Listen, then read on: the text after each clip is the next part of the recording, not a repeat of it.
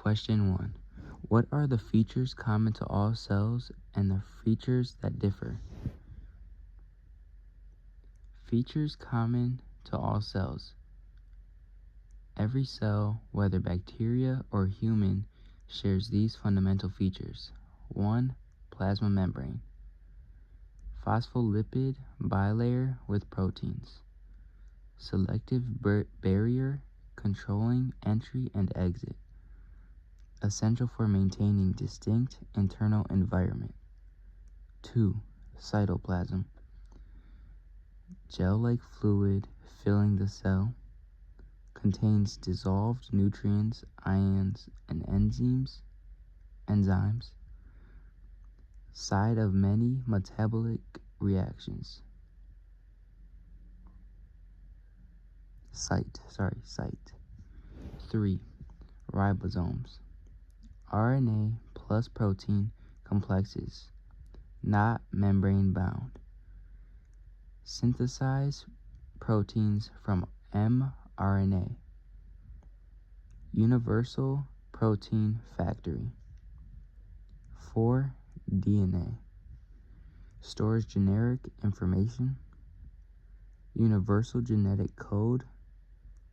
Same codons equals same amino acids in all life. Proves common ancestry. 5. Similar metabolism. ATP as universal energy currency. Glycolysis pathway for breaking down glucose. Common enzymes and biochemical reaction. 6. Reproduction. All cells come from pre-existing cells. DNA replication and cell division.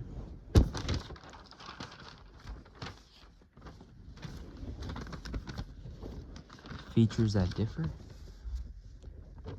First is prokaryotic cells, bacteria, and archaea, that's spelled Archaea. It is 1 to 5, the weird looking for the size. Okay, first, there's no nucleus, DNA in nucleoid region. Second, no membrane-bound organelles, no mitochondria, ER, or Golgi. It's smaller. It has circular DNA, a single chromosome. There's a cell wall, 70S ribosomes, and simple and fast reproduction. Next is eukaryotic cells, animals, plants, fungi, protists. It is 10 to 100. They're the weird looking for size. First has a true nucleus. It is membrane-bound organelles, mitochondria, endoplasmic reticulum, which you could just write ER for, Golgi apparatus, lyosomes. They are larger. They have linear DNA, multiple chromosomes, 80S ribosomes, cytoskeleton, complex reproduction. Okay, now plant versus animal cells, but these are both eukaryotic. For plant, they have a cell wall, they have chloroplast, their control vacuole is large, their centrioles is absent, the shape is rigid and rectangular, and energy they make their own. For animals, no cell wall, no chloroplast, small control vacuole, present centrioles, flexible and round shape, and they consume food for energy.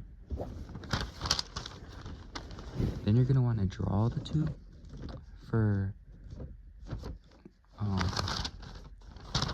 them, you're going to want to draw a half circle, 3D circle. In the middle, you're going to want to draw another same half circle with a circle inside that. Point towards it and call it the nucleus. Then you're going to want to draw squiggly lines around it. That's called the ER. Then you're going to draw ovals with squiggly lines in them. That is mitochondria. You're going to want to draw the squiggly lines again, but not around the nucleus. That is the Golgi. And then for the wall, you're going to call it the plasma membrane. Then you're going to put dots in it. That's called the ribosomes.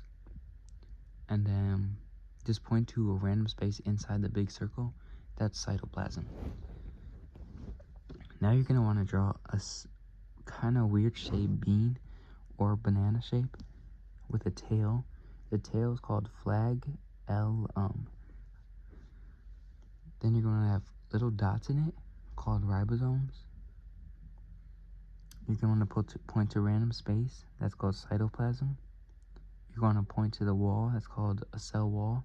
And then you're going to draw really squiggly in the middle. It's going to be long squiggly lines. It's going to be called the nucleoid. And then you can just draw like lines around the thing to make it look good. That's question 1.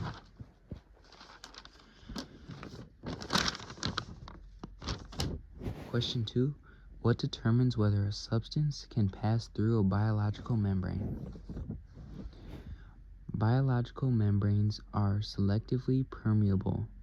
They allow some substances through while blocking others. The phospholipid bilayer structure creates a barrier with hydrophilic surface and a hydrophobic interior. Key determining factors. First, size. Small molecules pass more easily than large molecules. Very large molecules cannot cross without vesicular transport. Proteins. 2. Polarity and charge. Nonpolar molecules like O2, CO2, and steroids dissolve in lipid bilayer. Pointy line, cross easily. Polar molecules, glucose, amino acids, cannot dissolve in hydrophobic core. Point arrow, need help. Ions like Na+, K+, and Cl- are repelled by a hydrophobic interior. Pointy line, need protein channels. 3. Lipid solubility. Fat soluble substances cross readily. Water soluble substances require transport. Proteins. Transport protein availability. This is for 4. Transport protein availability. Channel protein hydrophobic passage for ions. Carrier proteins bind and shuffle molecules across, or shuttle. Without appropriate proteins, many essential molecules cannot cross. 5. Concentration gradient. High to low concentration equals passive, no energy. Low to high concentration equals active transport, requires ATP. Then you're going to want to draw a little diagram. It's just the, I forgot what they're called, but circle, 2 lines coming out of them, make like the square out of that. For a diagram, put multiple and put them on top and bottom. Some of them make them unsaturated. Then on the side of it, you're going to put cross easily, O2, CO2, H2O, and steroids. Needs help, glucose, Na+, K+, Cl-, large molecules. And then some key examples. Example 1. Oxygen versus glucose. Both are small molecules. O2 is non-polar, diffuses directly through lipids bilayer. Glucose is polar. Requires GLUT transport proteins. Shows polarity matters more than size alone. Example 2, sodium potassium pump. Na plus and K plus are tiny but charged. Cannot cross hydrophobic core. Requires specific pump protein like Na plus and K plus and ATP.